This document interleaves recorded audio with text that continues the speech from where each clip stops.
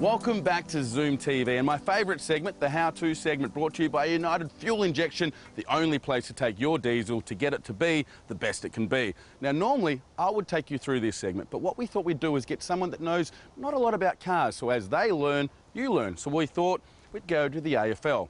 Then we thought we'd go to the West Coast, and then they thought we should get Mr. Nic Naitanui, who knows everything about AFL, but I'm told not much about cars. Mr. Nic Naitanui, welcome aboard, sir. Thanks for having me, Pete. Going well?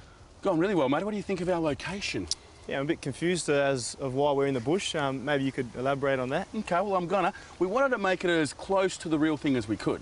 Okay? Now, what your mission is today is to find out if your diesel runs out of diesel and you're in the bush, like we are now, what do you do? Because you just can't top it up. You've got to do something to it. Sounds good, but if that was me in that case, I'd probably grab the jerry can out of the boot and just fill it up and, yeah, top the fuel up and away I go. But apparently that's not what you do. No, that is a mistake for novice people. That's a mistake for football people. So what we're going to do, it's a fair call. What we're going to do is, as you learn, the viewers at home will learn. So what we've asked Mick Gorry from United Fuel to do is break down over there without any diesel in his car, and then he's going to take you through the process of getting the car restarted so you can get home and get back to your AFL. Sounds good. I might take the guys across and learn some stuff. Let's do it. Good.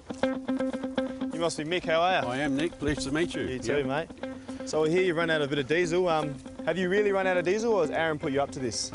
Both correct. We have run out of diesel, and Aaron is the problem here. For guys like myself and a few viewers at home, can you take us through a few steps, some hands-on steps on how to fix this problem we have? Yes, absolutely. Well, basically, we start with the most important commodity is the fuel, which we don't have any at the moment. And when you do run out of fuel, basically it leaves all the lines full of air, which is not a good thing. To alleviate the problem, we've now put the jerry can of fuel into the tank. We now need to go through to the front and we'll carry on for the restart from there. Sounds good, let's do it. Right, Nick, we've advanced from the fuel tank side.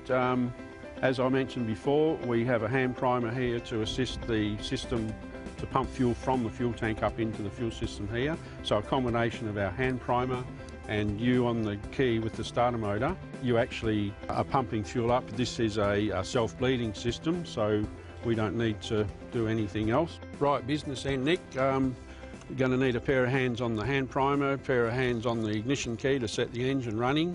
I reckon I'll leave the hard stuff for you and I'll go inside the car. I don't feel too safe putting my head in there and losing my hair. I might end up like Aaron. Yeah, well, that'd be a disaster, wouldn't it? So thanks for the keys, mate. Right, Nick, all primed up. My job's done here. Your job's to hit the key. If we've done everything well, she'll start. So. No worries. All right, your hands out of the way, mate. I'll give it a go. Out of the way, yes, yep. I'll give it a crack.